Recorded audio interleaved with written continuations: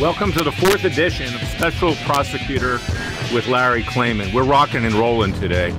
There's a lot of news and there are a lot of things that I'm doing at Freedom Watch that the American people don't know about yet. We are the real special counsel. Forget about Robert Mueller. And let's talk about Robert Mueller. Robert Mueller, former director of the FBI, was there in the days leading up to 9/11. At that time, I represented two FBI whistleblowers by the name of Robert Wright and John Vincent, special agents of the FBI Counterterrorism Task Force out of Chicago. They had uncovered Saudi money laundering into the United States with an individual named Marsouk. They believed that money laundering was going to be used for a massive terrorist attack. How did I meet these agents? I met them through David Shippers, who was the House impeachment manager when President Bill Clinton was impeached and later tried in the U.S. Senate. I met them in Chipper's Chicago office. They told me the story, and they tried to get this story out to the higher reaches of the FBI because they were being thwarted, that is, stopped from investigating this money laundering by the Saudis. Now, this is really important because Mueller covered this up. And, of course, why did he cover it up? Because he's a political animal. Because at that time, he was working under the auspices of George W. Bush. The Bush family has always been very close to Saudi Arabia. In fact, Daddy Bush, H.W. Bush, was a charter member of the Carlyle Group.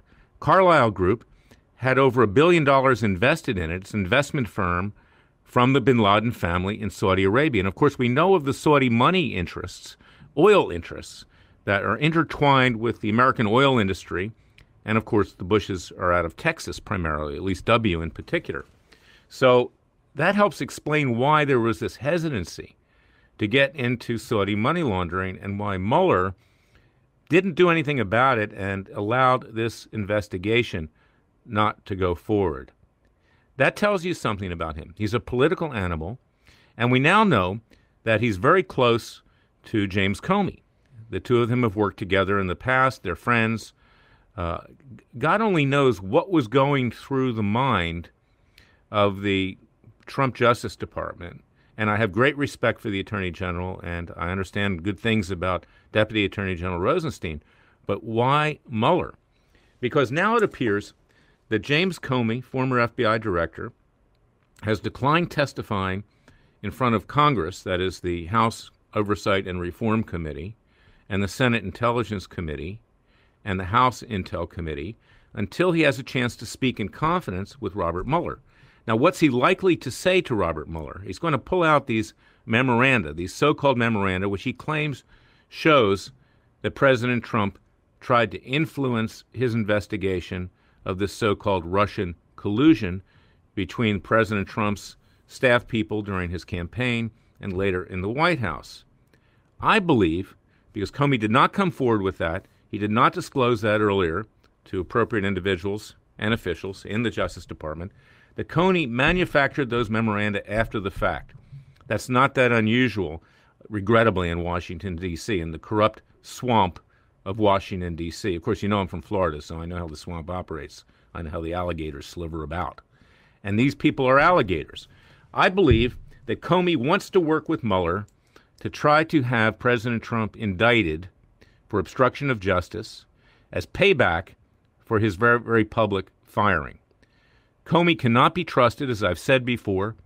He covered up an investigation into mass surveillance that could have taken place with the aid of a whistleblower, Dennis Montgomery, my client, who came forward with 47 hard drives, over 600 million pages of information, showing that the NSA, CIA, Director of National Intelligence, all under the Obama administration and even before, were conducting illegal, unconstitutional surveillance under the Fourth Amendment without probable cause on the Chief Justice of the Supreme Court, other justices, 156 judges, Donald Trump when he was a businessman, many times, many places, in Trump Tower, and even yours truly, Larry Klayman. They got me 4 times, among others. On top of that, you have the revelations of Edward Snowden and other things that we've uncovered in our lawsuits that were brought in Washington, D.C. and assigned to federal judge Richard Leon, where he found that this conduct is illegal. It's unconstitutional. and preliminarily enjoined these intelligence agencies twice, which resulted in a change in the law, which resulted in a prohibition to continue this kind of conduct. But apparently it's continued. Now, Comey covered this up. He's had all this information in FBI files for over 2 years. Dennis Montgomery testified for over 3 hours under oath to FBI special agents Walter Giardina and William Barnett. It's been covered up. So if anybody should be indicted, it is not the President of the United States, but in fact it's Comey himself for, ironically, him perpetrating an obstruction of justice over these illegal activities. Now, layer that on top of the fact that this week we found out that Anthony Weiner was indicted in New York for sending, excuse the French, dick pics. I think we actually blouted that out in our last segment, but that's what they're called, to underage minors. And he obviously has done something which is not just humiliating, but caused criminal activity. I call this the Weiner factor. It's not Wiener Schnitzel, it's the Weiner factor, okay? Because this is what is so feared with regard to everyone who oversees these intelligence agencies. And that's why the intelligence committees on Capitol Hill who are investigating this so-called Russian connection don't want to get into the real crime, the unmasking of information about the Trump team, which was illegal, that was supposed to be classified, obtained by intelligence agencies run by Obama at the time, and other mass surveillance, because they're afraid, like Anthony Weiner, that stuff's going to come out of their files, that, in fact, their wiener is going to be exposed. Now, I'm just talking about sexual aspects and things like that. You know, Capitol Hill is well known for its Sodom and Gomorrah atmosphere, and I don't condemn people of an alternative lifestyle, but I would say probably a third to a half of people in Capitol Hill have that alternative lifestyle, and they don't want that out. And that's why all this thing has gotten frozen, and that's why Comey buried this stuff about the illegal surveillance because the FBI is also doing it as well. So this is the real story about what's going on. Now, we're going to hold him accountable. We're going to put all this stuff in front of him. We're going to tell him, do your job. We are investigating this. We're in court. And just today, we had a report that came out from Circa News. They've been groundbreaking stories about this illegal surveillance.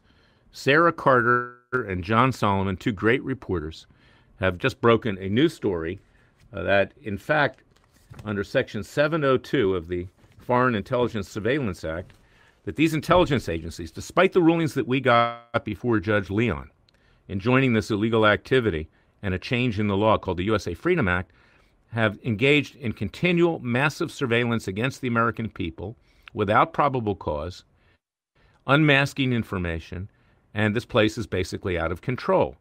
And that is super important because we're going back to the court. We're going to go back to Leon. We're going to tell him to get off his duff. Frankly, he's been inert for the last 2 years. I don't know what's going on over there. I hope he's okay. I hope his health is okay. I like him. I think he's a very good judge. But we're going to light a fire under his derriere because he needs to bring these intelligence agencies in.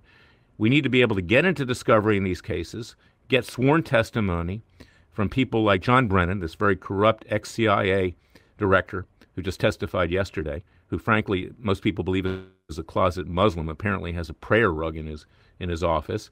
James Clapper, a certified liar under oath, former director of national intelligence.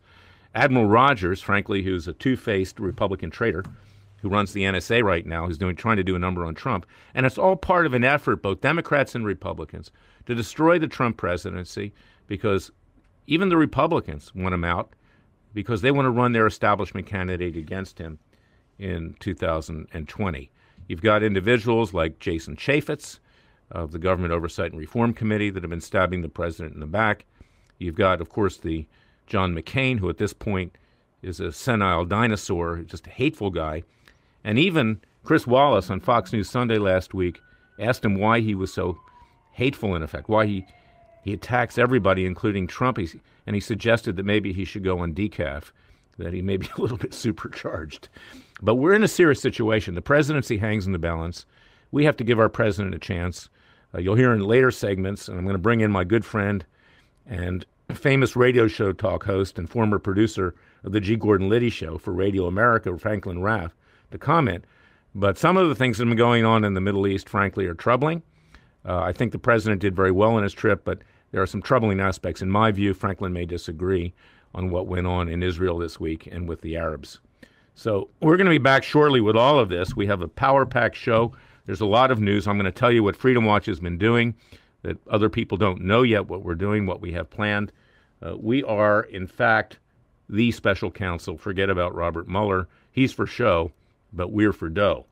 So we're going to be back in a few minutes, and we're going to be back with Franklin, and we're going to have a new story to tell, because this country is in dire shape. If we don't rise up, if we don't ourselves demand justice, if we don't ourselves demand equality and fairness in our justice system, our country will not exist much longer. And that's why in 1776 we formed a new country. That's why we broke away from the crown, because its justice system had simply collapsed. It was taken back to the courts of King James.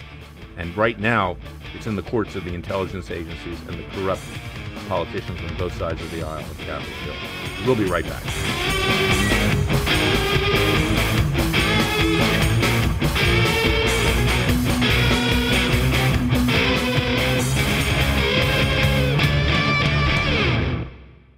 The left-wing media is an existential threat to America. Whether it's the fake news network that says, this is CNN, or the left's corrupt establishment networks like ABC, NBC, and CBS, the left-leaning media has become increasingly more dishonest. This corruption of the mainstream media reached a fever pitch during last year's election and has continued this year with their coverage of the new administration. At Freedom Watch, we started the Leftist Media Strike Force to combat the left's hold on the media. We monitor, report, and take action against the inaccuracies, slander, and threats that the media generates against conservatives and conservative policies. Go to leftistmediastrikeforce.org to join the fight and donate to help us battle the fake news media. The modern mainstream media has become nothing more than a protection racket for the establishment politicians and corporations that are running our country into the ground. And we need your help. That's leftistmediastrikeforce.org.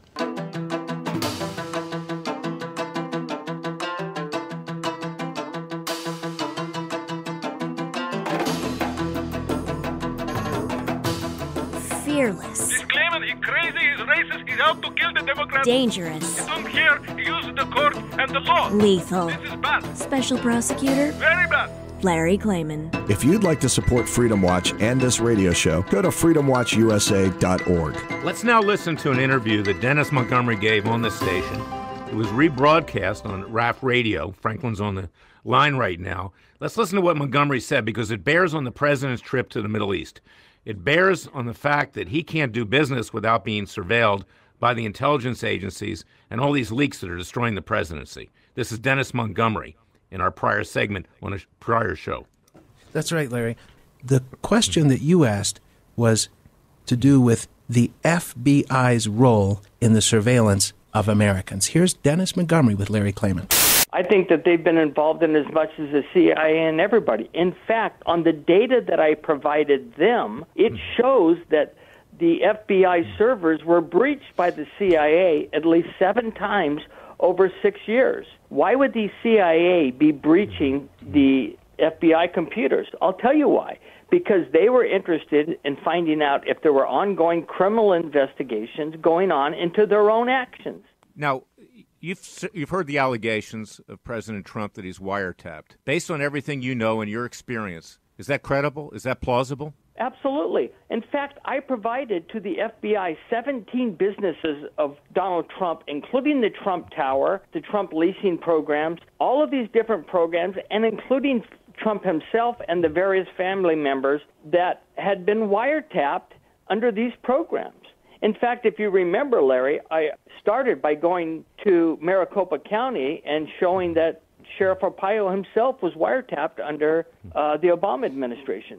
Well, this is important, Dennis, and the FBI is sitting on it. I'm doing my role in having the government do its job, having others press on the FBI to do its job. But we know that Director Comey is playing both sides of the street, and frankly, most people don't believe he's telling the truth, and it's very unfortunate because he had a good reputation before, but he's apparently ruining it these days. And frankly, no one on the intelligence committees can be trusted. Do you think they can be? I don't think they can. No, in fact, Representative Nunes came out recently saying that there was no credible evidence that Trump Tower had been wiretapped. I find that amazing, considering I have both contacted Representative Nunes and said I would be more than willing to supply you information proving that they had, and that there's so much mass surveillance data that has been taking place. I mean, there's been a wiretap on Trump for years. That's very important, particularly since the president's just going on a foreign trip. He can't conduct business without being subject to surveillance. How does he do the affairs of state when he's being watched by Big Brother and when it's then going to be leaked? We, of course, have seen all these leaks out of the White House. I believe, and other people believe, that heads are going to roll when the president comes back. There are going to be people fired. The chief of staff may even be gone. But this is untenable. And now we see exactly what's been going on. And with regard to this surveillance, and I'm happy to report, and I hope something happens, and I hope they're listening, I was contacted this morning by Senator Rand Paul's office, and they were interested in Montgomery. I offered to bring him forward. I offered to let him testify behind closed doors.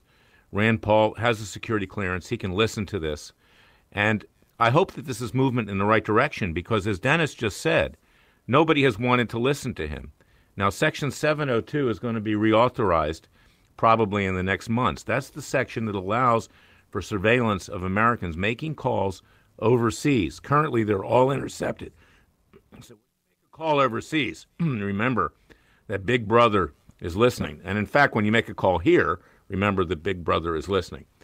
In addition to hopefully working with Senator Paul, but, frankly, given the past history, past is a prologue, nothing's happened in the past. Rand Paul actually brought a lawsuit after we did at the NSA, and it kind of sat for years. But I hope this is a new day. We'd like to work with him.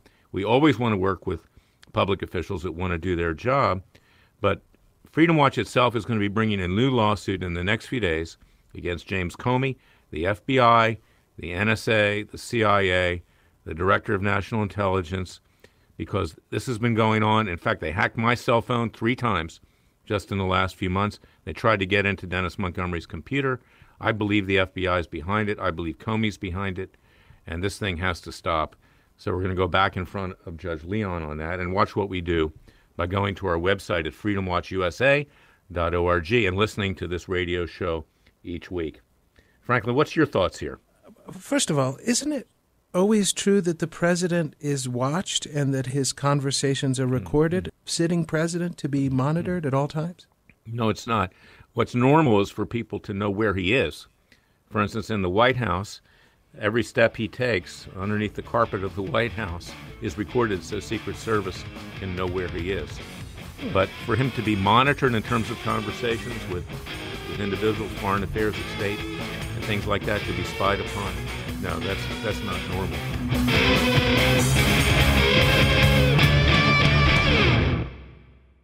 Of all the branches of government, the judiciary has become the most capricious and dangerous.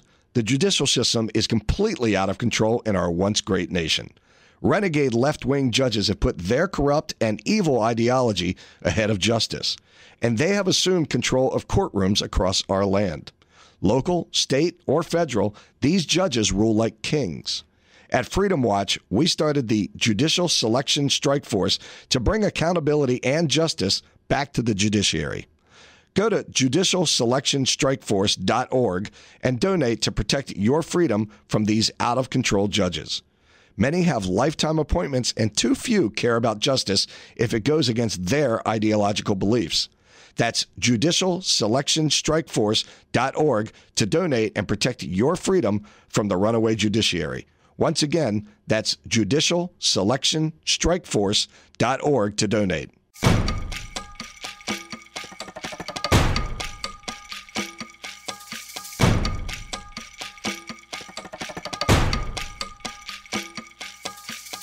And now, 4 words that make corrupt politicians make wee-wee in their little pants. Transparency and the rule of law will be the touchstones of this presidency. But we have to pass the bill so that you can find out what is in it. Special Prosecutor Larry Klayman. To support Freedom Watch and this radio show, go to freedomwatchusa.org. I want to get into what happened in England this week. The attack at Manchester. What we know, and more information is coming out, this was a cell It was a family affair. This individual, who was a British citizen, who, in fact, his family came from Libya, committed this heinous attack. And this is really frightening for the United States. You know, when I ran for the Senate back in 2003 in Florida in the Republican primary, I was cautioning because I had actually taken my kids to Disney World shortly before that, and the security there was very, very weak, and I always thought that they would go after children, and because they're basically barbarians. These people know no bounds. And of course, we know behind their ideology, and this is what scares me, and the United States needs to tighten it up. We obviously need vetting of people coming into this country from predominantly Muslim countries, and Europe too, because that's a back door to get these people in here as well as other places in the world, is that we have to understand what Islam is. Islam is a so-called religion. I don't believe it's a religion.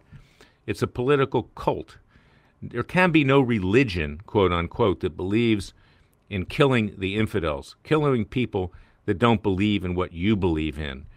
And this is a fact. It's not in dispute. That's what the Quran teaches. And in fact, to the extent you can survive under Islam, you get heavily taxed. Okay, Jews and Christians can be made slaves, in effect, under the philosophy of Allah. So this is what we're talking about. So when I saw President Trump this week cozying up to the King of Saudi Arabia, I actually was thinking that some of the things he said were completely out of context for what he said before. For instance, he called these evildoers and losers. Well, they're not evildoers and losers. They are Islamic terrorists. And this gets back to his former National Security Advisor, General Mike Flynn, who had it right. This is Islamic terrorism. And even the president has lamented getting rid of Mike Flynn at this point, because he's got two advisors right now who I think are, off the wall in their approach to things. Number one, you've got Rex Tillerson, the Secretary of State, big oil from Texas. If he could have bowed down to the Saudi king and gotten away with it, he would have done it for different reasons than Obama did it. Obama did it because in his heart he's a Muslim and he's half Muslim. But Tillerson, having been former head of ExxonMobil with all of his Texas friends, much like James Baker during the Reagan and Bush administrations before that, loved the Saudis. And that's troubling because to give $350 billion of military equipment to the Saudis is not only a threat to Israel, it's a threat to the United States. Now, it could be that the enemy of my enemy is my friend, and because we want to move against Iran and we want to protect Saudi Arabia and the other Arabs from Iran, Saudi Arabia is Sunni and Iran is Shiite. They hate each other almost as much as they hate Jews and Christians, that they think this is a smart idea. But I have to ask the question, and I throw it out, and I want Franklin to comment on it, is that why are we asking the Arabs to do our job? Wasn't it good for all these years that the Arabs were not united? Why do we need to put them together? That's what kept Israel from being destroyed. The Arabs, like I said, they have antipathy towards each other, but to create this Arab alliance and to arm them to the hilt, to me is dangerous, when we should simply be moving ourselves against Iran along with Israel and taking care of business there with regard to their nuclear armaments and their ballistic missile system. So, Franklin, I don't know what you think about it, but I found this troubling. And I know that it's not just Rex Tillerson, it's General McMaster, the new National Security Advisor, who's very pro-Arab and very pro-Islam. And I just think that the president has been sold a bill of goods, and he needs to go back to being who he is and being what he is, and recognizing that Islam is the threat, and these guys are Muslims over there. They are no friends of the United States. The Saudis in particular talk out of both sides of their mouth. They practice the most extreme form of Islam called Wahhabi Muslimism, which is when your kids decide they don't want to be Muslim anymore, you're supposed to kill them under the will of Allah. They have schools in the United States and elsewhere teaching this stuff. And for us to cozy up to them to that degree, I think, is troubling. What do you think? You're totally right. At the same time, and by the way, one of the reasons I adore you and am very proud to call you a friend, guys like us, we have to be very careful about the friendships we keep. When you said the enemy of my enemy is my friend, I was whispering it at exactly the same time. So let me tell you, first of all, about the House of Saud. It was very difficult for them to do what they did. The House of Saud are not naturally Wahhabists, but they have to go to bed with them. That is so that they can create the very unique kingdom that enables them to pull money out of the ground, or enabled them to pull money out of the ground, and essentially rule the world. Now, all of that has changed. So the degree to which I disagree with you is that I think Trump is not, as you said, sold a bill of goods, but I think he's creating a magnificent setup. When you speak of the unity of the so-called Arabic people, that's not true at all. The real enemy is Iran. These people openly, diplomatically, in open squares, talk about the destruction of Israel and the United States of America, and remarkably, our last president funneled billions of dollars to these SOBs. We did nothing about it. The mainstream media didn't talk about it. We actually had Navy sailors kidnapped on the high seas by Iran. This is something that even Carter would have responded to, right? Obama did nothing but give them money. So I would say, Larry Klayman, that Trump is using his business prowess, his negotiating prowess, to create a kind of a position in the Middle East. He's positioning the good guys against the bad guys, and he's bringing new good guys into the fold, including the House of Saud, and the guys who are totally locked out for the first time ever, and let the horns blare it, are Iran. Iran is looking at this global coverage and saying, oh my goodness, this guy has a pair. What's going to happen next? The problem with that, Franklin, is that the Saudis and the rest of the Arabs that were in that meeting, all these different countries, in my view, have no intention of doing anything. Okay, it's appearance. And the Saudis are the best at it. And they have always cozied up to the United States. They've always pretended they're our friends. But behind our backs, they are paying ransom money to avoid the royal family having their heads lopped off by these terrorists. Now, granted, they have a problem with Iran, is that Shiites, which is Iran, hate Sunnis. That's Saudi Arabia and these other countries that got together. But I have to ask myself the question, why are we asking the Arabs, who have never won a war in our lifetime, okay, frankly, they're not really good at war, okay, and in addition to being divided, why are we asking them to do the job? We should be teaming up with Israel. This is long overdue, not just with regard to Obama, but George W. Bush, to taking out these nuclear facilities, and not my view militarily, convincingly before it's too late. Because we now have on the horizon intercontinental and intermediate range ballistic missiles that are going to be mounted with nuclear weapons. And you can bet it's an absolute fact. Everybody will tell you this. John Bolton, former UN ambassador, others, that Iran is working closely with North Korea. And this is urgent. So I don't think we can be playing patty cakes with the Arabs right now. And I also think we need to be clear about West Jerusalem. I mean, about Jerusalem in general. This is the capital of the Jewish people, and by extension, Christians. And to say that we're going to now broker peace and consider giving Jerusalem to be half of the capital for the Palestinians, and of course Rex Tillerson just referred to Israel last week as Palestine. Okay, that's a problem. Maybe in Texas it's Palestine, okay? But I love Texas, by the way. I'm not knocking Texans. But he's big oil, you know, and then he's sucking up to the Saudis and the rest of OPEC. So, you know, to be fair, by the way, Larry, to be fair, before there was an Israel, there was a Palestine. And if you look at old books, old reference books, the flag of Palestine was identical to the flag of Israel. So Palestine was the Jewish nation. So we've kind of gotten caught up in a little bit of confusion there. Palestine also, even if it was named by the Romans as Syria Palestina, was Israel. Absolutely. That's what I'm talking about. So he's basically turning over the country to the so-called Palestinians, who, as you pointed out, aren't really Palestinian. Okay, they're simply Arabs. This is a remarkable thing, too. You know, I let me tell you a personal anecdote real fast. I met a lady the other day in a luxury hotel in Ottawa, and she had just received a very prestigious scholarship so that she could fight for the rights of her people, the Palestinian people. I've lived in Israel for years. I'm deeply familiar with the country and with Syria and Lebanon, and I've spent time in Iraq. I asked her, where did she live in Palestine? And I tried very hard to be sensitive to her lingo. She was from Syria and had never, ever stepped foot in so-called Palestine. and yet her identity is up. She is a Palestinian, and she's fighting for the rights of Palestinians, so you're absolutely right. It's very sad to deal with these lies on a daily basis. Well, it's troubling, and we have to be clear. Somewhat jokingly, the West Bank belongs to Israel. That's Judea and Samaria. And that is the land of Moses. That's the land of King David. That's the land of Jesus and others, obviously. And to somehow say that that land belongs to the Arabs, frankly, is an affront to our heritage, our Judeo-Christian heritage. And I don't even think that the president should be pussyfooting around in that area. It's time that he honored his commitment to move the embassy from Tel Aviv to Jerusalem. That is the Jewish capital. The capital of the Arab world is Mecca in Saudi Arabia. That's where they face.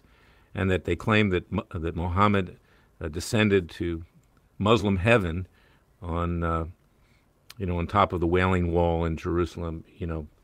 I have my views on Muhammad. He wasn't exactly kosher, right? So I have a question for you, Larry, and you know how deeply I admire and respect you and the work you do. By the way, let me just say, there are a lot of people in Washington who run their nonprofits and call themselves Americans for apple pie or whatever. You're actually litigating all the time. You're working all the time. But you see, Trump has declared war in part because of John Kerry's foolish, just endless 8-year run on Israel with Barack Obama and feeding money to Israel's openly avowed enemies. Trump has declared war on the State Department. How can you reconcile that with the move of probably one of the most well-protected embassies in the world, and possibly the biggest, I know the interior and exterior of this embassy very well, to Jerusalem, where we don't have the land and the State Department doesn't have a budget? Well, you can keep that facility in Tel Aviv and formally say that the embassy is in Jerusalem. So they're very close, as you know, Franklin. When I was over there, you and I got together a lot, and you can go between the two cities in 40 minutes, by car or less. So it's functionally it works. May I ask you one question before you close out your show, because I'm hogging all your airwaves? Edward Snowden, James Comey, Seth Rich. What are your thoughts on Seth Rich and what is happening now? Well, we're going to talk about that more. We have some time to talk about that. But yes, we are investigating the Seth Rich murder. He was a DNC staffer. This fits into what we're talking about with the surveillance. He is the one believed to have leaked the information from the DNC, fingering John Podesta in crimes, showing that Donna Brazile, head of the DNC, at the time was actually releasing information to Hillary Clinton on questioning that was going to take place by CNN. She wasn't DNC chairman then, but she had been DNC chairman. She was working for CNN, and other illegalities and unethical conduct. Seth Rich turned up dead. He turned up murdered. There's no question he was murdered. They come up with this phony excuse that he may have been subject to a robbery. No one took anything on his body.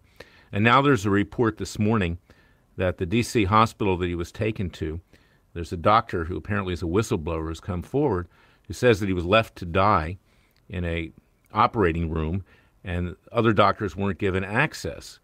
Now, the sad part here is, and this tells you something about why this show is so important, Special Prosecutor with Larry Klayman, I might add, is that, we're not scared. We're not scared to tell the truth. Now, Sean Hannity's been on this story, and he's now been called off the story. They had to retract some of the publications at Fox. And we're going to discuss that more when we come back.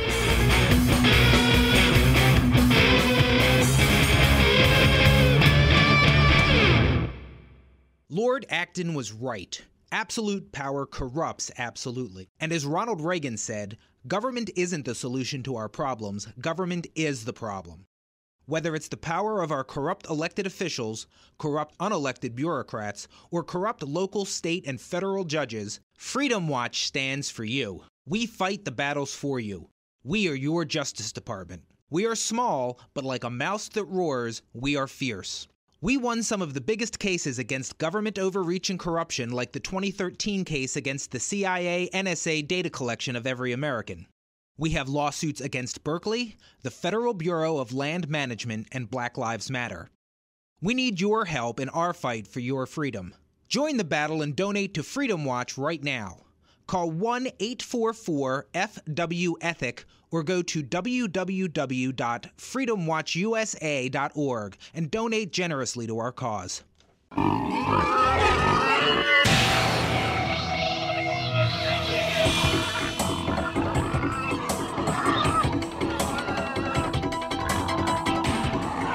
Before he was a trial lawyer, he sliced him and diced him. People used to ask me, Larry, what caused you to start Judicial Watch and now Freedom Watch, given the powerful forces in this country that put you at risk? In a meat packing plant. I'm the son of meat packers in Philadelphia, Pennsylvania. I know how to slice and dice. A very special prosecutor, Larry Klayman. Be the one who makes our country great again. Go to freedomwatchusa.org and donate.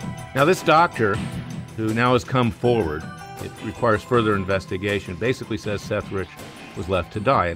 And why was that the case? And why was this likely another Clinton murder? We talked about that on our last show. Clinton-inspired murder. She doesn't dirty her hands herself, Miss Hillary. She has other people to do the work for her. 80 people died during the Clinton administration, a lot of them unexplained. Lists of dead people were left on whistleblowers' chairs, like Linda Tripp and some of my clients who came forward to disclose the first email scandal in the Clinton White House.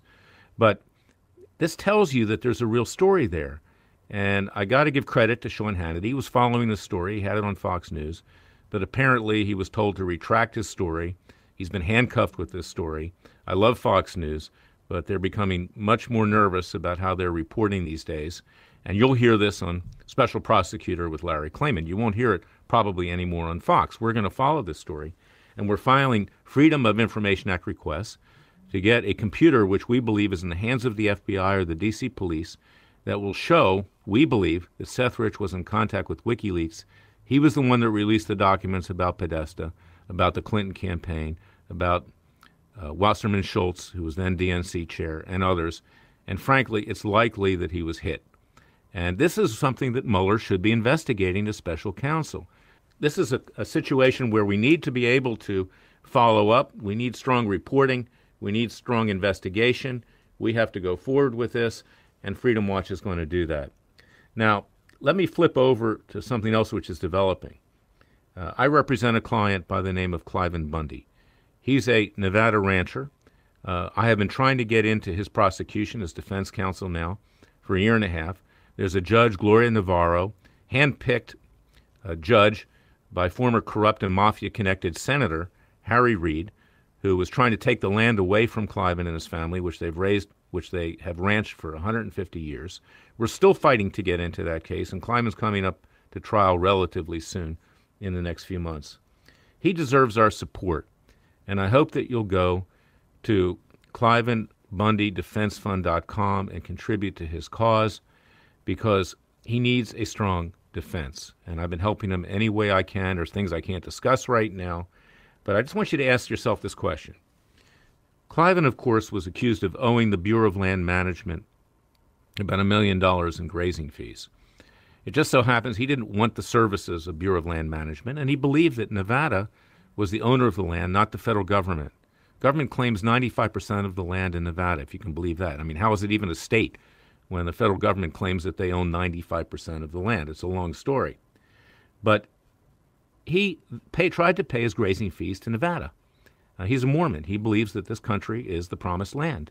That's what Mormons believe. Even before Israel, it's the promised land. He believes that the Constitution is the equivalent of the Book of Mormon.